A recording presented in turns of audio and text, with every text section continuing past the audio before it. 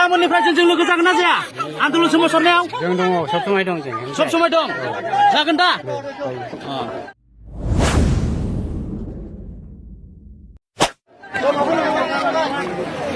हम जाबाय सिखाव मावदोंमोन दा गाबोननिफ्राय थागोननो सारा जोंजों गाबोननिफ्राय थागोननो बियो दङनो बर' साहित्य सभा नङा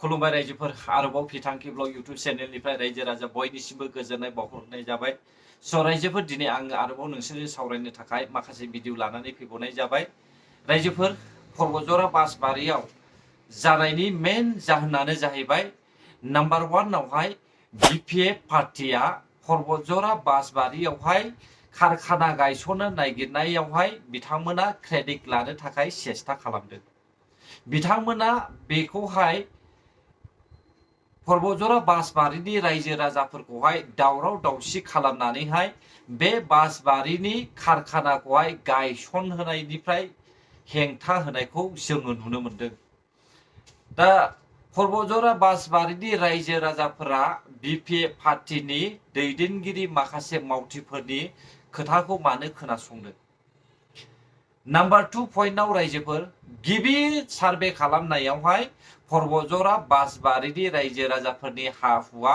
बे इन्डास्ट्रियावहाय हाबसनदोंमोन मेपआवहाय दा बेखौ लानानै दावराव जानायखौ जोङो नुनो मोनदोंमोन नाथाय सावरायज्लायनायनि गेजेरजोंहाय खनसे नङा खननै नङा खनथाम नङा खनब्रै दा फाइनालि पर्बतजरा बासबारियावहाय रायजो जानाय रायजो राजाफोरनि हाया कारखाना गायसननाय आदानि कम्पानिनि टार्मिनेल पावार प्रजेक्टआवहाय दखरसेबो फेरलेबसेबो हाबा जों बेखौहाय मिथिनो मोनदों अब्लाबो फाग्लिजरा पार्ट 1 पार्ट 2 आवहाय जोङो दावराव दावसि खालामजोबबाय थानायखौहाय जों नुदों बे जाहोना मानो जादों बेयो जाहैबाय बिपिएफ पार्टिनि कम्पानिखौहाय क्रेडिट लानो हास्थायनाय नाम्बार 2 पइन्टआव दङ रायजो राजा नोंथांमोन पर्बतजरा बासबारिनि रायजो राजाफोरखौहाय सोर पार्टिनि बबे मानसिया गावसोरखौनो अर सावनानैहाय गावखौनो सिथारनानै लानोहाय फोरोंखो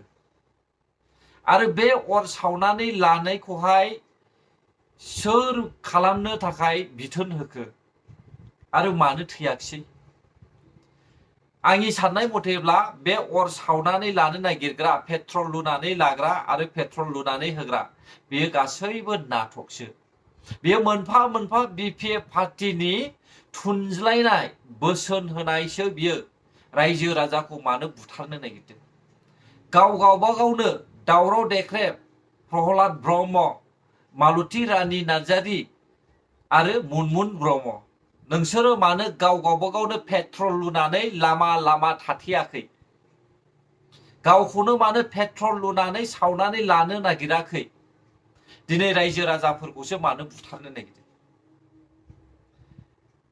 दा नोंथांमोना रायजो राजानि सायाव अननाय गैया बेनिखायनो रायजो राजाफोरखौहाय सिथारनो नागिरदों 3 नम्बर पइन्टआव रायजो राजा नोंथांमोन पर्बतजरा बासबारियावहाय दावराव दावसिखौहाय बुजायनो फैनाय माखासे गामियारि रायजो राजाफोरखौहाय माखासे पार्टिफोरनि मानसिफोरखौहाय मानो आरोबाव गाग्लोबबावखो बे खामानिखौ सोर मावनो बिथोन होबावखो दा बिनि फिननायखौबो नांगौ आरो बेखौहाय गोख्रों आबसुनि आफादगिरि आरो इउपिपिएल पार्टिनि आफादगिरि नोंथांमोना बिनि सायाव दायित्व लानांगौ 4 नम्बर पइन्ट रायजो राजा नोंथांमोन मालती रानिया बे पर्बतजरा हालामनि जायगायावहाय फैनानैहाय रायजो राजाफोरखौहाय बाथ्रा थुनानै होनायजों लोगोसे आबसुनि दैदेनगिरि दिपेन बर' आरो सीएम प्रमद बर' सारनि सायावहाय बेफोरबायदि बाथ्रा बुंनो समाया जेराव नोंबो सालाकाथिनि बिटिपिसिएस आवहाय साख्रि मावनानैनो गावनि न'खरखौहाय दाबोदों नैबे सावगारियाव नुनाय जे सालाकाथिनि एनटिपिसि बियो सिगां बिटिपिसिएस मोन दिनैनि समावहाय बियो एनटिपिसि जाबाय दा बे जायगायावनो मालती रानी बिथाङाबो साख्रि मावनानै गावनि न'खरखौहाय फेदेरबोदों अब्ला दिनैनि समावहाय मालती रानिया पर्बजरा बासबारिनि रायजो राजाफोरनि गेजेराव फैनानै मानो एसेबां गावखौहाय दुग्गि मारिफैदों ना नोंथाङा पर्बजरा बासबारिनि गोग्लैसोनानै थानाय मानसिफोरखौहाय बेबायदिनो नायबाय थानो मोजां मोनदों नामा? बिसोरनि गेजेरावहाय रावखौबो खामानि दामानि मावजानो बादों नामा नोङो? बेफोरबायदि गाव जेरैहाय सालाकाथियावहाय साख्रि मावदोंमोन बेबायदि मावजानो बादों नामा पर्बजरा हालामनि मानसिफोरखौहाय? दिनै नोंथांमोना मेगन सानानैसो पर्बजरा हालामनि रायजो राजाफोरखौहाय अर सावनानै होदों। जों बेखौ क्लियारलि नुदों रायजोफोर। रायजो राजा नोंथांमोना सोरबा सासे पलिटिशियाना माबा मोनसे बाथ्रा बुङोब्लानो बेखौहाय 101 बार सानग्रो। प्रहलाद ब्रह्मआ सोर? प्रहलाद ब्रह्मआ हारि जाति सिनायनो रोङि, हारिखौ अननो रोङि, खुगायावहाय लागाम गैयै सासे आबसुनिफ्राय एक्सपेल जानाय, बिपिएफ पार्टिनिफ्रायनो एक्सपेल खालामजानाय बेबायदि सासे गियान होनो रोङै सुबुंनि खौरांखौ नोंसोरो दा खोनासं।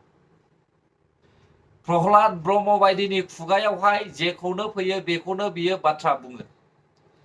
भारतनि सासे प्राइम मिनिस्टारखौनो जुदि गाज्रि राव बुंनो हायोब्ला नों आं आरो जोंनि बिटिआरनि चिफ सिएम एमएलए एमपिफ्रालाय मा? दा बेखौ सिन्था खालाम रायजोफोर। दिनै आं मालती रानि बिथांखौहाय गोख्रों बाथ्रा बुङो। नोङो सासे इडुकेटेड साख्रि मावलायग्रा मानसिमोनब्ला बेसिखिनि बाथ्राखौ मानो बुजियाखै? रायजो राजाफोरनि सिगाङावहाय मानो बेफोर बाथ्राखौहाय अर सावनानै होदों? दिनै बे भिडिअखौहाय जोंनि बिटिआरआवल' नुवा, सारा मुलुगावनो नुदों। लाजिनांगोना जोंसो। बिटिआरआवहाय कम्पानि गायसननो सुबिदा होआ। जुदि बे समाव सुबिदा होआब्ला इयुननि समावबो जों सुबिदा मोना। बेखौ रायजो राजाफ्रा साननाया मोजां। सालाकाथि बायदि जायगायावहाय टार्मिनेल पावार प्लान्ट दङ। बे जायगानि साखाथि फाखाथिफ्रा गासैबो दिनैसिमबो गावनि न'खरखौहाय सलायगासिनो दङ साख्रि बाख्रि मावनानै। अब्ला बे पर्बजरा बासबारियावहाय मा बे टार्मिनेल पावार प्रजेक्टनि गेसआ गोसारनानैहाय मानसिफोरखौ बुथारगोन नामा? सालाकाथियावहाय गेसजोंहाय मानसिया थैदों नामा? बेवहाय पलुसन जानानैहाय मानसिफ्रा थैब्रुंदों नामा? रायजो राजाफ्रा सिन्था खालाम। जों बे पर्बजरा बासबारिनि जे टार्मिनेल पावार प्रजेक्ट बेयो जोंनि बिटिआरनि हायावनो। जोंनो पावार नांगौ। जोंनो मबाइल चार्ज होनोहाय पावार नांगौ, टिभि नायनो पावार नांगौ, बायदिसिना खामानि मावनो लेखा फरायनो कारेन्ट नांगौ। दावराव देख्रेबमोन बायदि साननाय हनाय गोदोनि समावहाय जेरै 1 लिटार 2 लिटार केरासिन बायनानैहाय साथि सावनानैहाय लेमथं सावनानैहाय लेखा फरायोमोन, बे जुगा जोब्बाय। गैला रायजोफोर, बे जुगा थांबाय। नैबे जुगा कारेन्टनि साइन्टिफिक मुगा बियो। दिनैहाय डिजिटेल मुगासो। बेयावहाय दावराव देख्रेबमोन बायदि गोदो गोदायनि थास्ला दाननानै फाननानै जानाय सम, थालिर दाननानै फाननानै जानाय सम, लावखार थानानै बेथन जानाय सम बे नङा। दा बे थासारिखौ नायनानै इउपिपिएलनि सिएम प्रमद बर' सारआ दिनैनि समावहाय गोग्लैसोनानै थानायब्लाबो बेयावहाय गिदिर गोलावा जोनोम जादों होननानैहाय बे जायगाखौ डेभेलप खालामनो नागिरदों। दा बेयाव मा गोरोन्थि जाखो? बेयो मोनफा मोनफा बिपिएफनि क्रेडिट लानो नागिरनायसो। जोबथा पइन्टआव आङो नोंथांमोननि सिगाङावहाय बुंनो सानो रायजोफोर। लास्ट पइन्टआव जाहैबाय बिपिएफ पार्टिनि चिफ हाग्रामा महिलारि सारा आगार मोननाय जादों। दिनै बिथाङा सोरबा बिजेपि पार्टिनि हेमन्त मालवा बरुवाखौहाय दिनै लोगो हमनानैहाय माखासे बाथ्रा सावरायदों। बिथाङा बिजेपिनिफ्राय क्रेडिट लानानै इउपिपिएल पार्टिखौहाय गाख्लायनो सेस्था खालामदों। नाथाय रायजो राजाफ्रा सिन्था खालामनाया मोजां। दिनै जोङो सोरबा बिपिएफ, सोरबा बिजेपि, सोरबा एपिबि, सोरबा कंग्रेस बेखौ जोङो नोजोर होआलासिनो गावनि हारिनि जे UPPL पार्टी बिथांखौनो मोजाङै भट होनानै मोजाङै मेजरिटी लार्जेस्ट सिंगल लार्जेस्ट जोङो सरकार दानो खाबु होनो नांगौसो। साफ्रोमबो दैदेनगिरि BPF पार्टीनिफ्राय UPPL आव फैबाय, सोरबाया फैनो लाजिदों, BJP आव खारदों। अब्लाबो रायजो राजाया बुजियाखै दिनै। दा बेनिखायनो आं रायजो राजा नोंथांमोनखौहाय लास्ट बाथ्रा बुंनानै फोजोबनोसै दावराव देख्रेबनि सायाव।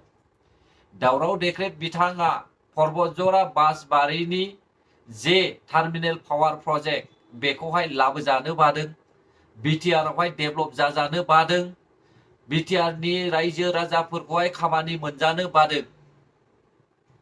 बिथांनि साननाय हनाया एकमात्र गाद्दिनिल' आरो बिथांखौ आं बुंनो सानो जेब्लानाखि BPF नि चिफ हाग्रामा महिलारि सारा रामदेबनो हा हगारदोंमोन बै समावहाय नोंथाङा मा जिरायनानै थायाखैमोन नामा? नोंथाङा बे समावहाय सोमावसारनो थाखाय खाबु होदोंमोन नामा?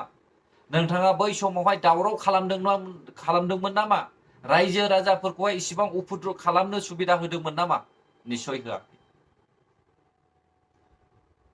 अब्ला रायजो राजा नोंथांमोन सिन्था खालाम, फैखानाय खाबुखौहाय खोमानानै दाला, नङाब्ला इयुनावहाय आरोबाव बे चान्सखौहाय मोननाय नङा।